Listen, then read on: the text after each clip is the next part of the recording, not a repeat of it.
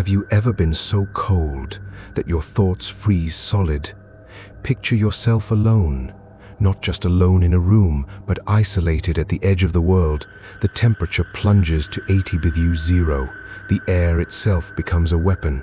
Your breath turns to ice crystals that fall and shatter on the ground. That is where true terror begins, because at that unimaginable extreme, the ice doesn't just crack, it starts to whisper. I'm not talking about the wind, I'm talking about a voice, something ancient trapped in the frozen silence, speaking directly to your mind. In this video, we're diving into 3 real accounts of people who faced absolute isolation in sub-zero hellscapes. They discovered that when you're alone at 80 below, you're never truly alone. The first story will make your skin crawl. A lone researcher, a remote Arctic station, and the night the ice began calling his name. The second, a desperate survivalist who realized the snow was trying to communicate something unspeakable. And the third, a nightmare so cold it will leave you questioning what lurks beneath the frozen surface of our world. You've felt the cold before, but you've never heard its voice. Keep watching if you dare, because once the ice whispers your name, it never forgets. Welcome to True Terror Files Official. Let the temperature drop.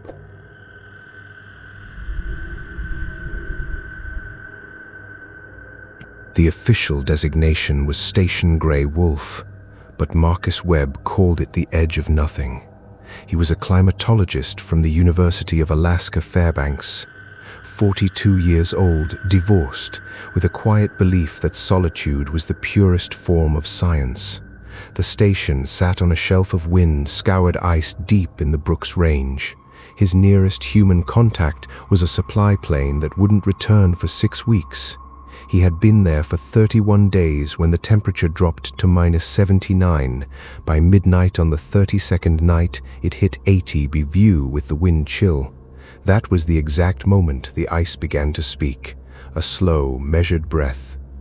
The first sound was not a whisper, it was a hum. Marcus was logging barometric pressure at a small metal desk when he felt the vibration travel up through the floor. It felt like a truck idling a mile away, but there were no trucks.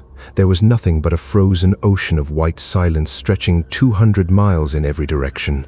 He pulled off his thick wool gloves and pressed his bare hand against the steel wall. The metal was singing.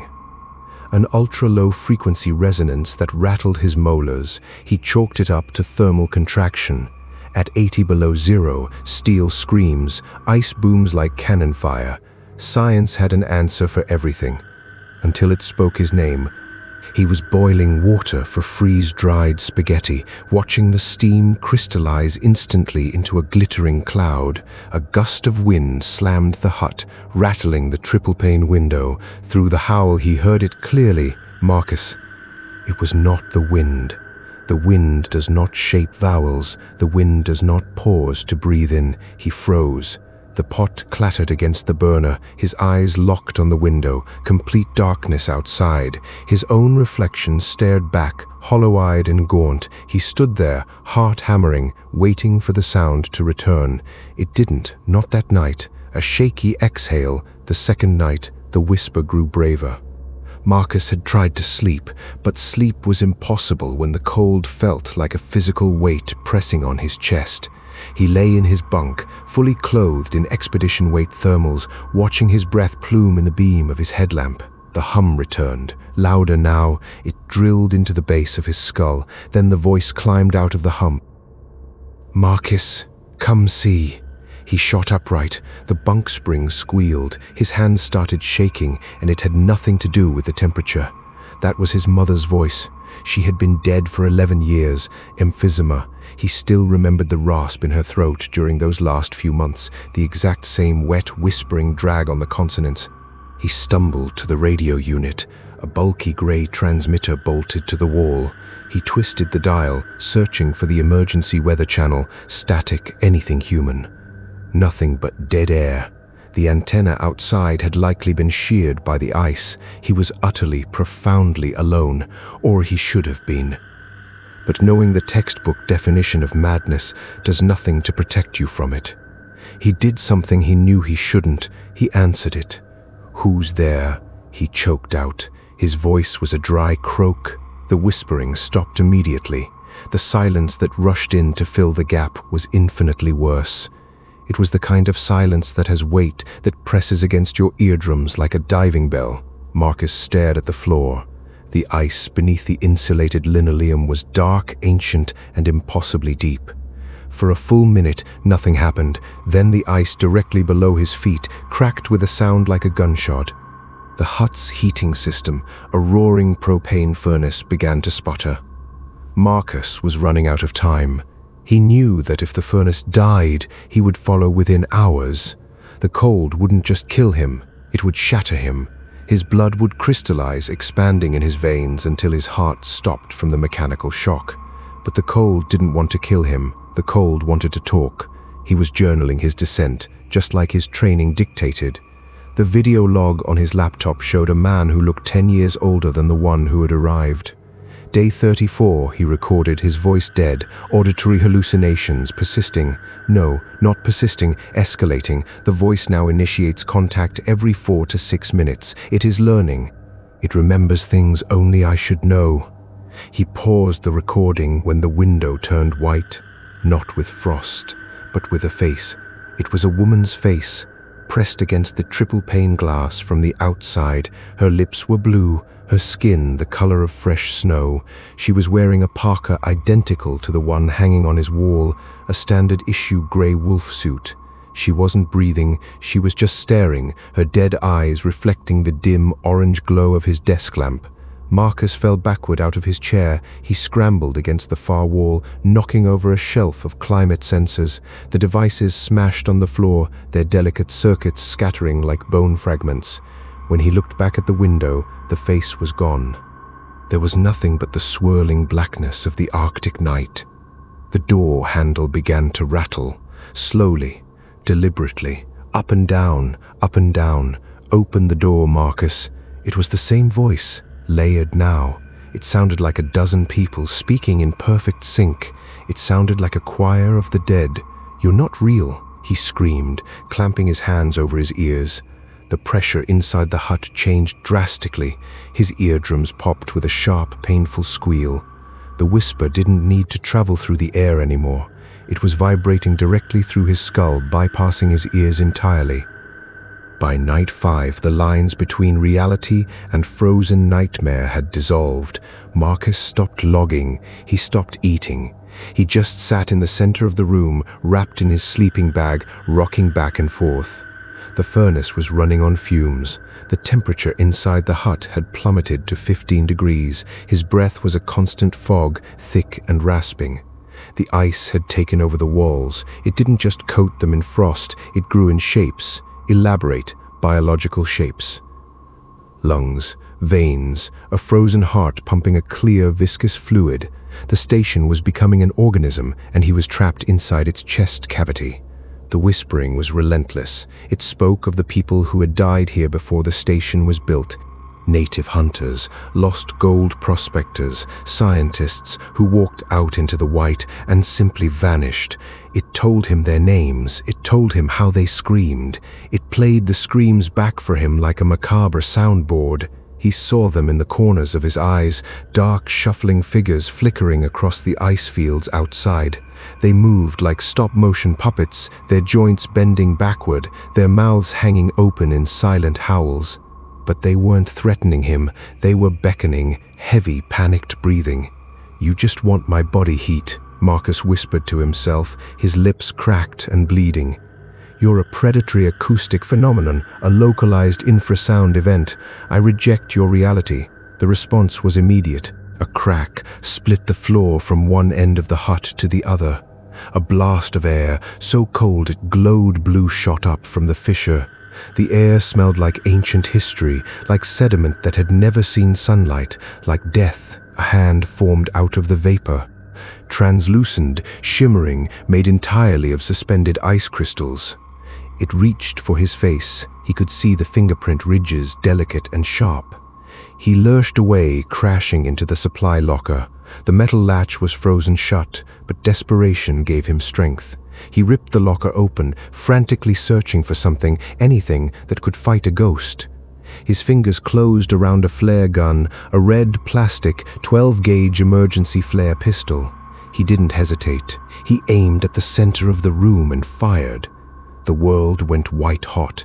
The magnesium flare screamed through the hut, ricocheted off the steel door, and embedded itself in the far wall. The light was apocalyptic. For 3 blinding seconds, the ice shapes on the wall melted into steaming puddles. The hand collapsed into a cloud of mist. The whispering turned into a deafening, high-pitched shriek of interference, like a radio stuck between stations during a nuclear blast. Then darkness, complete, absolute smothering blackness. The flare burned out.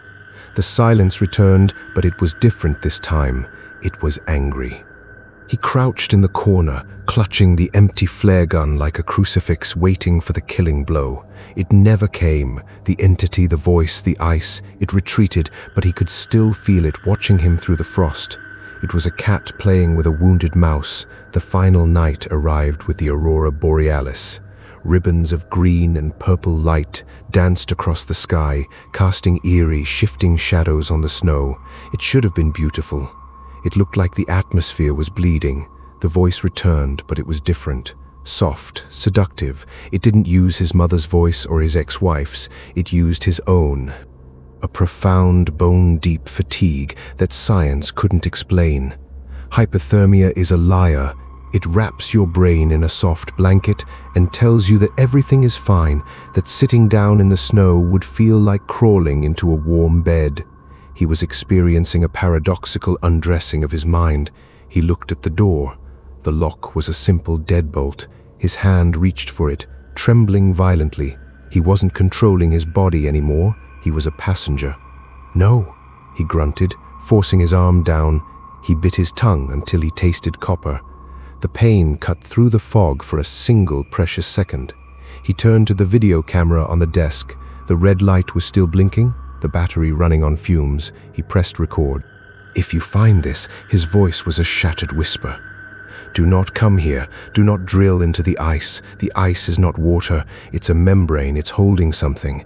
There's a consciousness in the permafrost. It doesn't want your heat. It wants your mind. It's lonely. It's so desperately, impossibly lonely."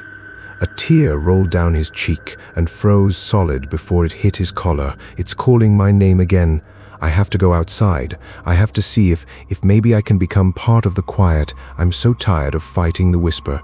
He turned off the camera. He stood up, walked to the door and turned the deadbolt. The rescue team from Fairbanks landed 6 weeks later when the weather broke. The station was pristine, almost untouched, except for a massive, jagged hole in the floor that exposed the black ice sheet beneath. Marcus Webb's body was never found. Neither was his parka, his boots, or his survival pack. The video log was still sitting on the desk, the battery long dead. When they played it back at the university, they heard Marcus's final words, the desperation, the plea. But in the background, beneath his voice, there was another track. A frequency analysis revealed a perfectly preserved whisper layered exactly 18 decibels below the human range of clarity. When they amplified it, it was speaking their names too. All of them. The entrance was welded shut. Maps no longer show Station Grey Wolf, but the pilots who fly the Arctic routes in the deep winter. They swear that sometimes on the sub-zero nights when the air is crystal clear, they can still hear the hum coming up through the fuselage of the plane, and if you listen closely, it knows your name. Caleb Thornton didn't believe in ghosts. He believed in gear, instinct, and the brutal math of survival. He was a backcountry survival instructor from Bozeman, Montana, 35 years old, built like a grizzly, with a beard that froze solid every time he exhaled. The kind of man who felt more at home in a snow cave than a living room. When the National Weather Service issued the blizzard warning for the Absaroka wilderness, he didn't evacuate. He doubled down. A remote trapper's cabin, a full pantry, and a wood stove that could melt steel. He wanted to test himself against the worst winter Montana had seen in 50 years. That was his first mistake. The second was thinking the snow was dead. A slow, steady inhale. The temperature plummeted on the third day. -50, -60, By midnight on the fourth day, the digital thermometer on his pack registered 82 BU0 with wind chill, the kind of cold that makes the air feel like shards of glass in your lungs. Caleb just grinned through cracked lips and threw another log on the fire. He was boiling water for coffee when he noticed the first anomaly. The frost on the inside of the window was forming letters, not random crystalline patterns, not feathery ferns of ice. Letters, precise, deliberate, slightly slanted cursive. His brain struggled to process it. The frost spelled out a single word, written backward from his perspective so he could read it from inside. Caleb blinked hard. He swiped his glove across the glass, erasing the word. Condensation physics? Temperature differentials? There was a rational explanation. There always was. He turned back to his coffee, forcing a dry chuckle from his chapped throat. An hour later he glanced at the window again. The word had returned, but it had changed, like something buried alive beneath the powder. He slammed the door shut and triple-checked the deadbolt. He had survived grisly charges, avalanches, and a week lost in the Wind River Range. He was not about to be spooked by frozen water vapor, but the question kept scratching at the back of his skull. Deeper into what? The air caught in his throat. It wasn't coming from outside, it was coming from beneath the floorboards. The snow piled against the cabin's foundation was vibrating at a frequency that mimicked human speech. He pressed his ear to the rough-hewn planks. The vibration traveled up through his skull. "You're standing on them?" Caleb lurched upright, heart hammering against his ribs. Them. Who were them? His mind raced through the possibilities. Hypoxia, carbon monoxide from the stove, the early stages of profound hypothermia. He checked the carbon monoxide detector on his pack. 0. He pinched the skin on the back of his hand, watching the capillaries refill. Normal. He was not hallucinating. The snow was talking. A trembling exhale. He did what any survivalist would do. He tried to outlogic the impossible. He grabbed his avalanche probe, a 10-foot collapsible pole, and drove it through a gap in the floorboards into the earth below. The pole sank easily through the loose dirt. That was wrong. The ground should have been frozen solid, impenetrable permafrost at these temperatures. He pulled the probe out. The tip was smeared with something black, not dirt. It was thick, viscous. It smelled like rot, like the inside of an old refrigerator abandoned in a swamp. The whispering intensified. It no longer required him to press his ear to the floor. It filled the cabin, a chorus of frozen voices layering over each other in the static between the wind gusts. Dig. Deeper. We are waiting. Caleb had explored every inch of this property when he first leased it. There was no cellar, no record of one. The cabin's foundation was supposed to be solid bedrock. The snow had revealed it. The snow had led him to it. Open it. The wind hissed. Until he realized the metal was humming in perfect harmony with the whispering. Sharp, panicked breath. He stepped outside. The cold didn't just hit him. It devoured him. His eyelashes froze together within seconds. The moisture in his nostrils crystallized into needles, but the whispering was louder out here, and it was no longer coming from a single direction. It was coming from the sky, the ground, the trees. The entire landscape was a mouth, and it was speaking directly to him. He reached the cellar door. The iron ring was so cold it seared his palm through his mitten. He pulled. The door swung open with a shriek that almost sounded human. A black maw gaped beneath him. Stairs. Stone stairs, descending into a darkness that seemed to swallow the beam of his headlamp. The whisper changed. It became a single voice. Female. Young. Heartbreakingly sad. Please, we have been so cold for so long. His headlamp swept across the floor. Bones. Dozens of them, femurs, ribs, skulls, human remains arranged in a deliberate spiral pattern around a central pit. The pit was glowing. A soft, pale blue light, like bioluminescence, pulsed rhythmically from its depths. Caleb stepped closer, his boots crunching on ancient bone. He peered over the edge. The pit was filled with bodies, not skeletons, bodies. They were perfectly preserved in the ice, layered on top of each other like a grotesque lasagna. Men, women, children. Their eyes were open, their skin was the color of blue porcelain, and they were all facing upward, staring directly at him. The snow had been trying to show him this. The snow had been speaking for them. A choked, horrified gasp. "You found us?" The woman's voice whispered directly into his ear. He spun around, no one there, just the spiral of bones, the pulsing blue light, and the terrible weight of a truth he did not want to understand. Then he saw it, carved into the stone wall above the pit, a message cut deep with a chisel, the edges still sharp after what must have been decades. To the finder of this tomb, the earth here remembers. It holds the screams of those who trusted the wrong hands. Bury us deeper, release us, or join us. The realization hit him like a physical blow. This wasn't just a grave, this was a killing ground, a serial predator's dumping site, hidden in the deepest wilderness where no one would ever look. Dozens of victims, maybe more. He was standing in a frozen monument to unspeakable evil. And the snow had been their voice. The very water that preserved their bodies had learned their pain. It had absorbed their final moments, their terror, their desperate pleas for justice. The blizzard was not a weather event. It was a cry for help that had been building for a century. He didn't remember climbing back up the stairs. He didn't remember stumbling back into the cabin. But suddenly he was there, on his knees, the door barred behind him, his entire body shaking with a cold that had nothing to do with the temperature. The whispering didn't stop. It followed him inside. The frost on the windows pulsed in time with the light from the pit. The victims wanted more than to be found. They wanted to be understood. They wanted him to experience what they experienced. The snow began to reshape itself on the window again. Words formed rapidly now, sentence after sentence, a torrent of frozen communication. He brought us here in the summer. The thaw was our only hope. By winter, we were part of the ice. The ice remembers the blade. The ice remembers the screams. Feel the blade. Feel the screams.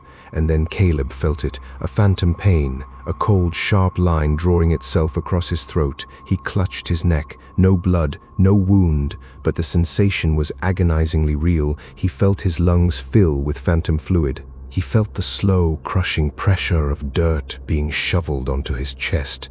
He was feeling their deaths. The snow was transmitting the stored trauma directly into his nervous system. Agonized, gasping sobs. He screamed into the empty cabin. He begged for it to stop, but the snow was relentless. It cycled through the victims one by one, each death a unique horror, each one seared into his memory forever. The teenage runaway strangled with a length of climbing rope, the young father bludgeoned with a rock, the mother and child buried alive together, clinging to each other in the suffocating dark. By dawn, Caleb Thornton was no longer a survivalist, he was a vessel. The snow had downloaded their entire archive of suffering into his mind. He knew their names, he knew their hometowns, he knew the face of their killer, a face he recognized from old missing persons posters in the ranger station. He spoke only once, in a voice that was not entirely his own, a voice layered with the timbre of many. "I know where they are buried, all of them, everywhere. The snow remembers everything." The authorities excavated the cellar. They found 47 bodies spanning from 1912 to 2019. The killer was identified posthumously, the son of the original homesteader, a man who had died of old age in 2001 without ever facing justice. The case made national headlines. It remains the largest recovery of serial murder victims in Montana's history. Caleb Thornton was institutionalized for 6 months. Acute cold exposure, they said. Severe hypothermic hallucinations. But his cell was always cold. No matter what they did to the thermostat, the temperature in his room never rose above freezing, and the frost on his window. It kept writing. He was eventually released. He moved to a remote cabin in Alaska, further north, deeper into the cold. He told the doctors he had more graves to find. He told them the snow was still talking, and it had names for him. Hundreds of names. The last anyone heard, he was still out there, somewhere in the frozen silence, walking the tundra, listening to the whispers, digging deeper. The borehole was named K12, and it was supposed to unlock the secrets of the Pleistocene. Dr. Evelyn Cross stared at the ice core extruding from the drill barrel, her breath fogging the air inside the insulated research tent. 41 years old, chief glaciologist at the University of Colorado Boulder, she had dedicated her life to reading the frozen history of the planet. This core was different. The ice was not the usual milky white of compressed snow. It was perfectly clear, like glass with a faint blue luminescence that pulsed rhythmically. As if it were breathing. "Depth?" she asked, her voice tight. Derek Simmons, the drill engineer, checked the cable counter. 3,200 meters, we hit a cavity. An air pocket the size of a cathedral. He was a burly man from Fairbanks with grease permanently embedded under his fingernails. He didn't rattle easily, but his hands were shaking. "Evelyn, there's something down there." The camp was called Borealis Station. 3 tents, a generator, and 1,000,000 acres of Arctic ice in every direction. The temperature that night was 81 BV 0 with wind chill, the kind of cold that turned diesel into jelly and shattered steel like glass. But beneath their feet, something was warm, something was waking up, a slow, tense inhale. The whispering began 3 hours after the core was extracted. She was cataloging ice samples in the storage tent, her headphones playing white noise to block out the endless wind. The whisper cut through the static like a razor. It said her name with perfect clarity in her mother's voice. "Annie, come home." She yanked off her headphones. The tent was empty. Just racks of cylindrical ice cores glowing faintly in the dim LED light. Her mother had died of pancreatic cancer 6 years ago. She still dreamed about her voice, but this was not a dream. This was a transmission broadcast directly into her auditory cortex. She ran to the main tent. Evelyn and Derek were already standing in silence, staring at each other with wide, bloodshot eyes. They had heard it too. Different voices. But the same message. Come down. Come deeper. Not by the cold, by the sound. The whisper had evolved. It no longer needed the wind as a carrier. It was emanating directly from the ice beneath the snow, vibrating up through the tent poles, the cots, the very fillings in their teeth. It spoke in layered voices, a choir of the long dead. It spoke in languages that hadn't been spoken on Earth for 10,000 years. Evelyn sealed the ice core in a containment canister, but the luminescence bled through the metal. She could see it pulsing on the other side of the tent, a rhythmic blue heartbeat in the dark. She began reviewing the seismic data from the borehole. The cavity below them was not empty. It was filled with something that registered on the acoustic monitors as organic tissue. Massive structure. "Awake, Derek." She whispered, her voice barely audible. "The cavity, it's not a cavern, it's a cell, a single, enormous cell, and it's sending signals upward." Derek stared at the screen. The acoustic profile looked like a brain scan, synaptic firing patterns, neural activity. The ice sheet was not just a frozen desert, it was a lid, a seal, and they had just punched a hole straight through it. Heavy, panicked breathing. Annie started sleepwalking that night. Derek found her standing barefoot outside the tent in -70-degree wind, her eyes open, her lips moving silently. She was reciting coordinates, longitude and latitude, a location 12 miles northwest in the heart of the deepest ice field. He dragged her back inside, wrapped her in thermal blankets, and shone a light in her eyes. Her pupils were fully dilated, unresponsive, and they had changed color. They were no longer brown, they were pale blue, shot through with silver filaments that seemed to move independently. "The city is awake," Annie said, in a voice that was not her own. "It has been waiting for 2 million years. The ice was its cradle, now the ice will be its chariot." She collapsed into a seizure. Derek held her down, screaming for Evelyn, but Evelyn was outside, standing at the edge of the borehole, staring into the abyss. Evelyn felt it in her chest, a physical pull, a gravitational yearning to descend. She saw images in the ice, a city of impossible geometry, spires of translucent material, bridges of frozen light. It was buried miles below, preserved in a subglacial ocean that had never seen sunlight since the dawn of humanity. The entity in the cavity was not a monster, it was a custodian. It had been guarding the city, keeping it dormant, waiting for the right time. And now the surface world had sent emissaries, warm, living minds ripe for the taking. "You are the bridge," the ice whispered. "Your consciousness will open the gate. Your bodies will be the first to walk the frozen streets of Iciest." Evelyn fell to her knees in the snow. She was a scientist. She dealt in empirical truth, in data and measurement. But the data was undeniable. Something beneath the ice was communicating with them using structured, intelligent language. And it wasn't just communicating, it was commanding. She stumbled back into the tent. Derek had tied Annie to her cot with cargo straps. The girl was still reciting coordinates over and over, her voice growing hoarse. But now Derek was acting strange too. He was staring at the ice core on the table, his hands resting flat on the metal canister, absorbing the pulsing blue light. "Derek, look at me." Evelyn grabbed his shoulders. He turned his head slowly, and her blood ran cold. His eyes were changing. The same silver filaments were spreading across his irises like frost on a window pane. "It's beautiful down there, Evelyn," he murmured. "So warm, it's so warm inside the ice." The satellite phone was dead, the radio was dead. Every piece of electronic equipment in the camp had short-circuited simultaneously, fried by a massive electromagnetic pulse that emanated from the borehole. They were cut off, completely, utterly alone with something that had been waiting since before the woolly mammoth vanished from the earth. Evelyn made the decision to abandon the camp. She packed the snowcat with emergency supplies, fuel, and the containment canister. She was going to bring the ice core back to civilization to prove what they had found. But Derek and Annie refused to leave. They stood side by side at the borehole, holding hands, staring down into the blue light with ecstatic smiles on their faces. "The gate requires 3, they said in perfect unison, their voices layered with the ancient chorus.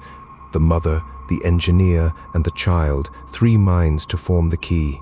Evelyn realized with sickening horror that she was the mother, not literally, but symbolically, the creator of the expedition, the one who had birthed this discovery into the world. Derek was the engineer who had built the drill. Annie was the child, the student, the inheritor. They were an archetype, a ritual waiting to happen. Shaky, terrified exhale. She ran. She fired up the snowcat's engine and floored it across the ice, headlights cutting through the blizzard. Behind her, she saw Derek and Annie step forward and descend into the borehole willingly. Without a scream, swallowed by the blue light, she drove for hours, tears freezing on her cheeks, her mind teetering on the edge of total collapse. The whisper never stopped. It rode in the engine's hum. It vibrated in the treads. It seeped through the metal walls of the cabin. The entity was not bound to the ice. It was inside the core she was carrying. She was transporting the seed. The 2 meteorologists on duty found her collapsed in the snow outside their door, clutching the canister to her chest, her lips blue, her core temperature dangerously low at 91 degrees. They radioed for an emergency evac. A helicopter was dispatched from Anchorage. Evelyn was airlifted to Providence, Alaska Medical Center. The doctors treated her for severe hypothermia and frostbite on 3 fingers. But they could not explain the silver filaments in her eyes, or the fact that her blood, when viewed under a microscope, contained crystalline structures that looked exactly like the structures in the ice core. She was changing. From the inside out, the containment canister was shipped to a federal lab in Boulder for analysis. The chain of custody was airtight. The ice core was never opened, but within a week, the lab technicians began reporting auditory phenomena, whispers in the cold storage room, voices calling their names, a persistent, low-frequency hum that vibrated in the walls. The core was growing. It was reproducing itself in the refrigeration units, spreading through the frost, threading itself into the building's infrastructure. The lab was shut down. quarantined. The FBI and the TDC arrived, but they had no protocol for an organism that could propagate through frozen water at the molecular level. Evelyn Cross was discharged from the hospital under a pseudonym. She was placed in a federal witness protection program, relocated to a small town in the Arizona desert, as far from ice and snow as humanly possible. They thought the heat would stop the spread. They thought the entity needed cold to survive. They were wrong. She sits on her porch every night now, staring at the desert sky. The temperature is 100 degrees, but her breath still fogs the air. The silver filaments have spread from her eyes to her fingertips. She can feel them moving beneath her skin, a constant writhing presence. The whisper never left her. It speaks to her in the quiet moments when the sun goes down and the coyotes start to howl. It tells her about the city beneath the ice. It describes its architecture, its inhabitants, its ancient hunger. It tells her that the gate is not closed, it is merely ajar, and soon it will open wide enough for the city to rise. She tried to warn the authorities. She wrote letters, made phone calls, sent encrypted emails. But no one believes a woman who whispers to the frost in the middle of the Arizona summer. No one believes that the ice is alive, that it dreams, that it remembers. Last week, she saw the news, a freak cold snap in Colorado, unseasonable snow, temperatures dropping to record lows in July. And in the weather report, the meteorologist laughed nervously and said the storm was behaving strangely, almost as if it were guided. Evelyn turned off the TV and walked outside. The desert ground was frozen solid beneath her bare feet. A thin layer of frost was spreading outward from her porch, spiraling across the sand in intricate alien patterns.